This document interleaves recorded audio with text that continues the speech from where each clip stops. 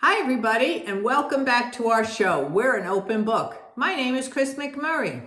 And I'm Gene McMurray. He's my husband, and he'll be behind the scenes making sure everything is running smoothly.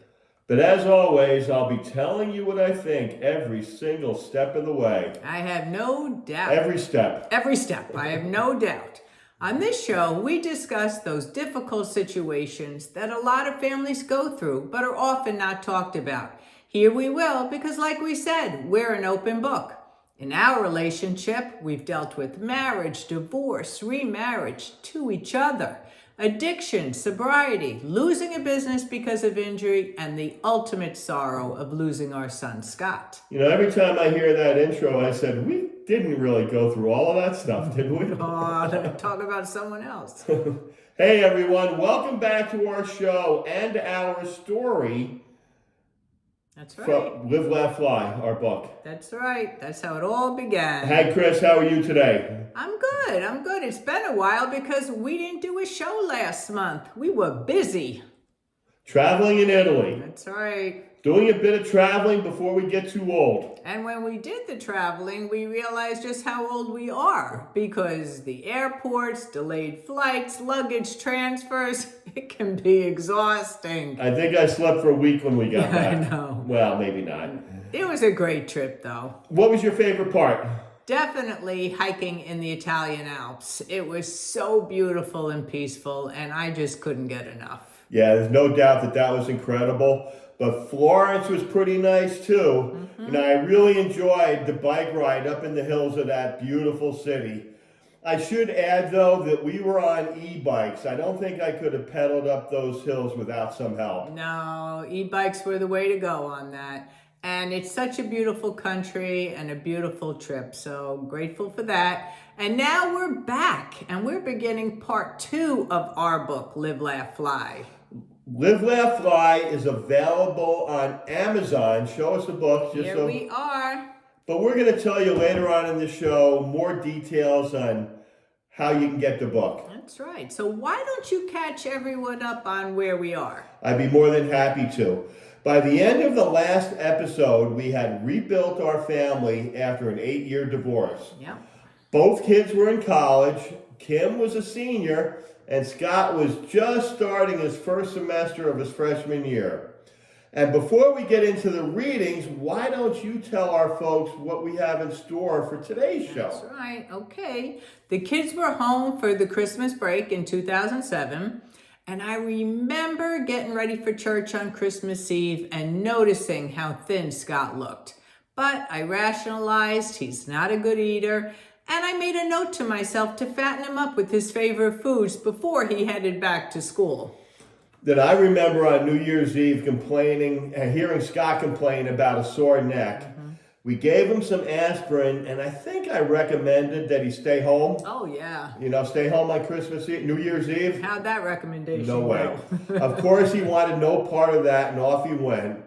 But everybody was staying at a friend's house overnight, and I felt they were all safe. They were. And that evening, as was our custom, we went to the movies. And do you remember what we saw? I sure do. We went to see Juno. That's right. I remember laughing so much in that movie theater, but that was the last normal night we'd have before everything changed. You know, that was the last night of the before. That's right. And the after was just about to come. That's right. Life changes in an instant.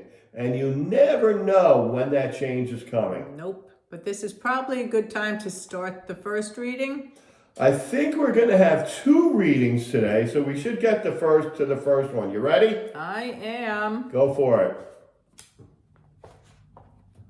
Got it? I think I do. There it is. This is January 1st, 2008, so New Year's Day. I was awakened by a phone call around 6:30 a.m. It was Scott. Mom, can you pick me up? I don't feel good. I dressed quickly and told Jean about the situation, then left immediately to go get Scott. He was waiting for me outside. When he got in the car, I noticed he looked pale. His neck was stiff, and he appeared to be in pain.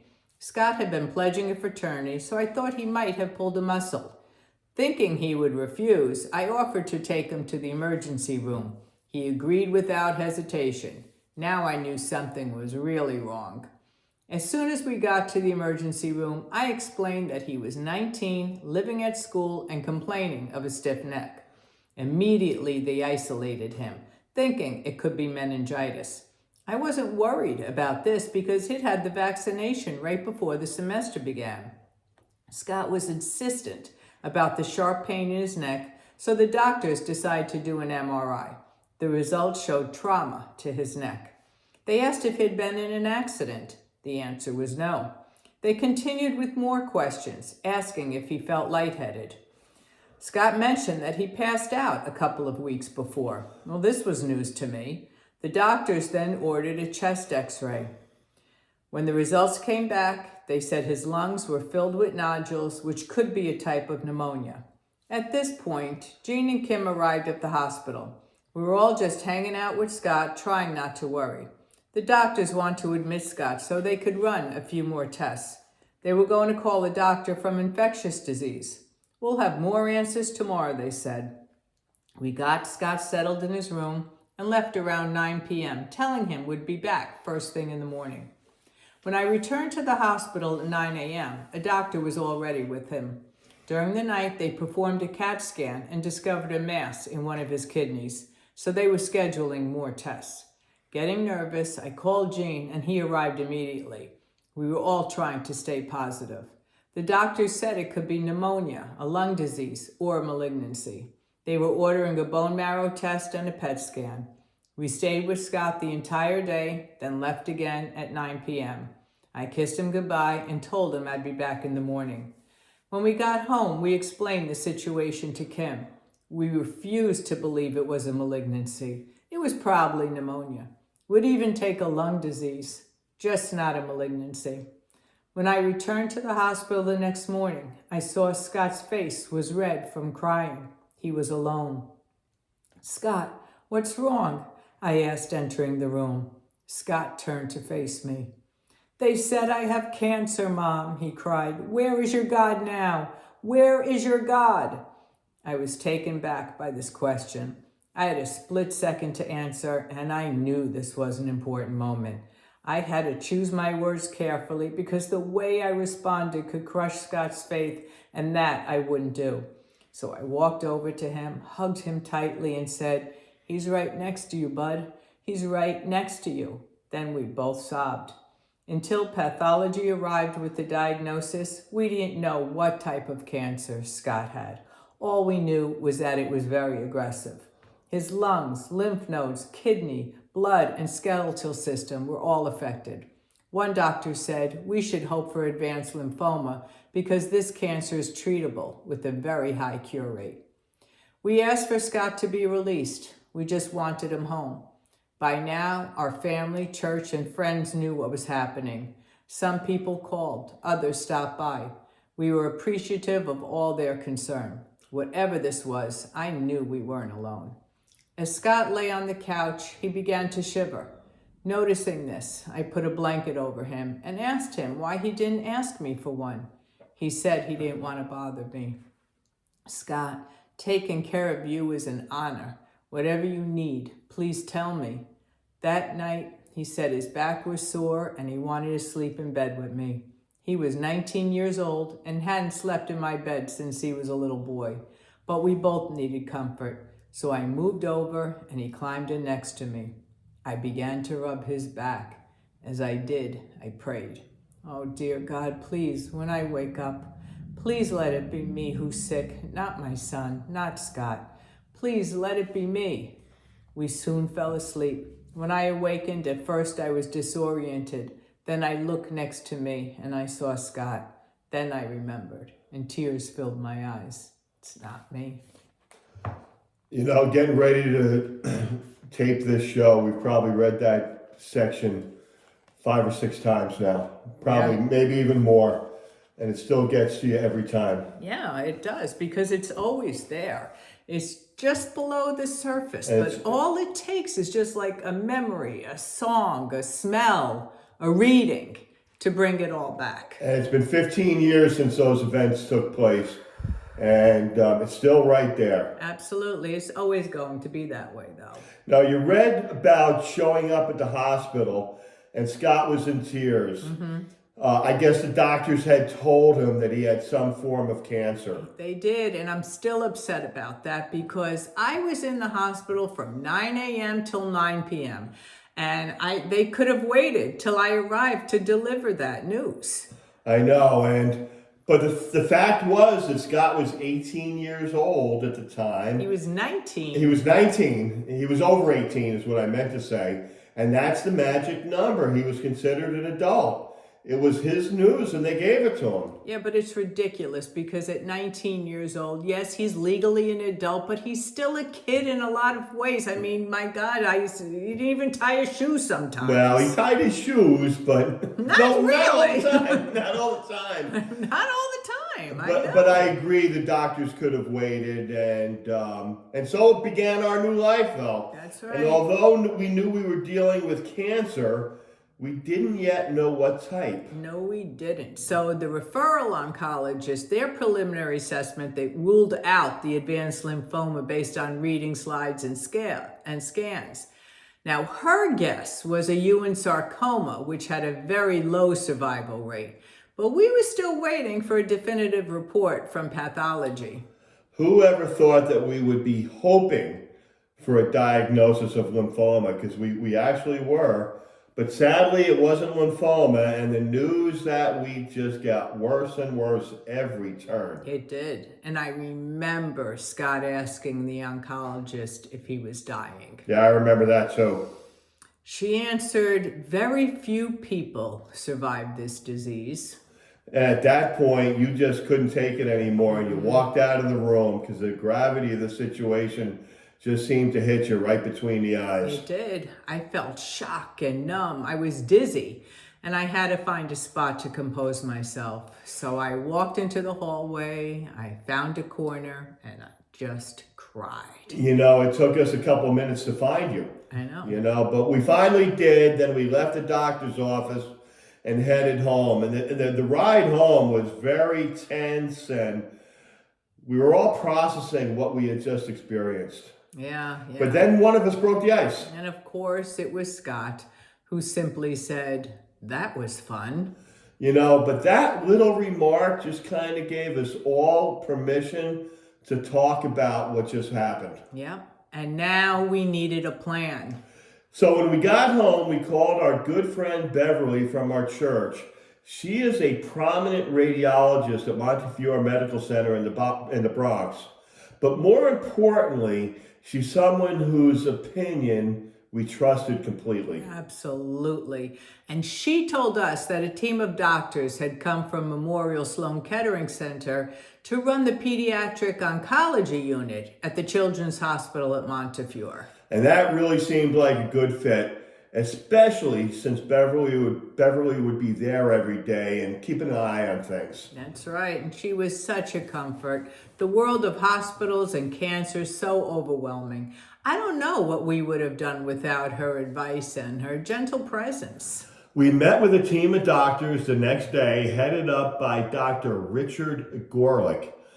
They concurred that Scott indeed had some type of aggressive cancer, but we still didn't know exactly what, and we were waiting for that definitive pathology report. That's right. And throughout those two important oncology consults, we knew we needed someone to take notes so that we could retain as much information as possible. And that job fell to our daughter, Kim, because she is the most level-headed one in the family. She still is. Still is. We were so emotionally fraught, though, as any parent would be under those circumstances, that we needed her steady hand. Thank God it was there. That's right. I mean, she was in shock, but she took care of business and she took care of us. So after all the consults and we had a diagnosis, it was time for action. That's right. And in a race against time, they admitted him immediately to insert a Broviac line in his chest. Why don't you explain just a little bit of what a Broviac line is? That's right, because we became very educated in this. Yeah, we sure did. It's a surgically placed line that was put into a vein in Scott's chest, and it's a catheter that stayed in place until his medical treatment was over. So in other words, it's a main line directly to the bloodstream, and they wouldn't have to keep injecting him and poking at him. That's right. Every time he had chemo. That's right. And this line had 3 extensions for chemotherapy and other medications. And with the line inserted, as soon as pathology report came in, treatment could begin. And we had to learn how to clean and care for his lines. Let me just add something here about waiting for a diagnosis.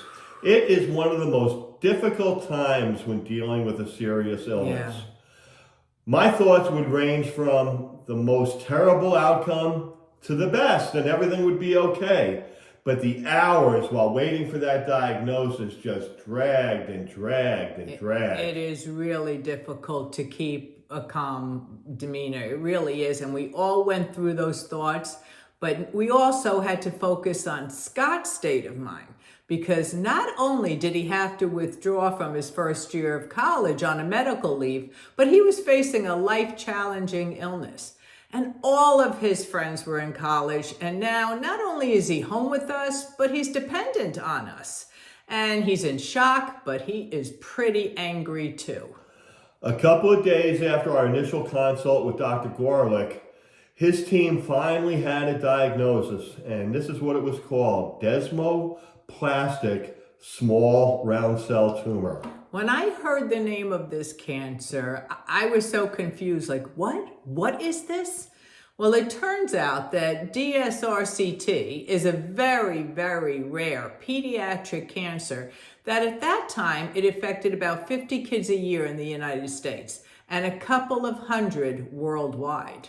It's so rare, there's not a lot of research that goes into it. No, they call it an orphan cancer because it's not tied to anything.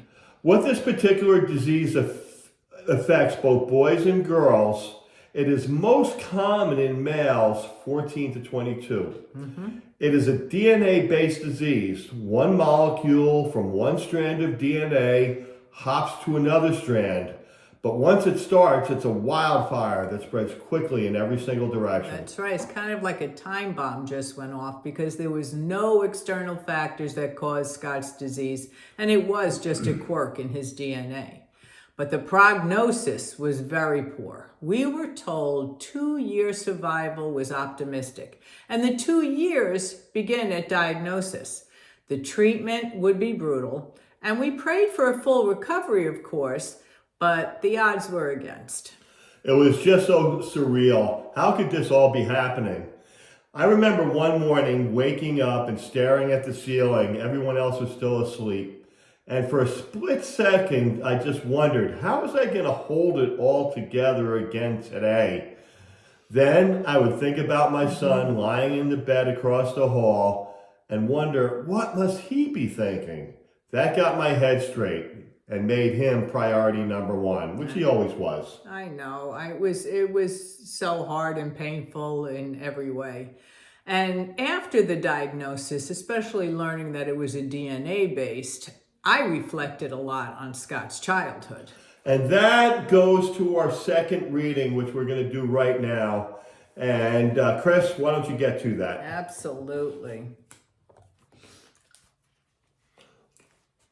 After hearing about his diagnosis, I began thinking about Scott's life. Subconsciously, Scott must have known that he would die young. From the time he was a toddler, he lived every day to the fullest. Scott was very impulsive and spontaneous, rarely giving thought to the consequences. He would say, "Present Scott cannot worry about what trouble future Scott gets into." Who thinks like this? I remember a time when Scott was about 8 years old. After school was snack time, and all the daycare children, plus Kim and Scott, would sit together at the kitchen table. As they were eating, I would start a conversation. On this day, I asked each child to think about what they wanted to be when they grew up and why. I then went around the table with each child. Their responses consisted of a fireman, a policeman, an actress, even a marine biologist. When it became Scott's turn, he looked at me very seriously and said, "I can't picture myself growing up. I can't picture myself being an adult." I told Scott I thought he would make a wonderful teacher, evident by how he handled himself with the children in the daycare. And I often think of that conversation. Present Scott can't worry about what future Scott's going to have to do. No. I mean, present parents always worried Present about what parents future did, yeah. Scott would do, but not him. But he did always seem to have an unconscious premonition of his fate. He lived his life for the moment. He was impulsive. He never wanted to save anything for another day. And that actually was our biggest argument with him. Right. It was always, "Scott, think about the consequences. Think about tomorrow." And he really couldn't. I know. But he was happy and he was doing his own thing. And I remember him saying to me, and pretty often he would say, "I love life." And you know, although his life was short, he certainly lived it well. He did. And that little reading that we just did is the first step that we'll take into matters of the spirit. You mean his premonitions and his kind of forethought into what his life was going to be like? That's right. Yeah. We'll be talking more about that. We will be talking much more about that. So that's about where we're going to end the episode. Chris, tell everybody one more time where they can get the book and what we're doing with the proceeds we earn from it. Well, Live, Laugh, Fly is available on Amazon, and 100% of proceeds will benefit children's cancer programs. And you know, part of the reason that we started this whole project is we wanted to connect with other people that are going through the same thing that we are. You're not alone. You're not alone. And that's why one of the best things about writing the book and doing the podcast and all of our presence on the internet is to connect with you folks. That's why it is so worthwhile to hear back from you. Yes. And one of the best ways to do that is to leave a comment here on the show or send us an email at our email address. Remember, loveneverddies@gmail.com. And we're going to put that in the show notes as well. That's right. And also, we have a Facebook page, and that's called We're an Open Book. So you can always leave comments there. And we're an open book on Facebook, indeed. So I guess that's a wrap. It's a wrap. That's more show business talk, folk. So let's end the show the way we always do. That's right. Remember, love never dies. Bye, Goodbye. everybody. Thank Thanks you. for joining us. Thank you so much.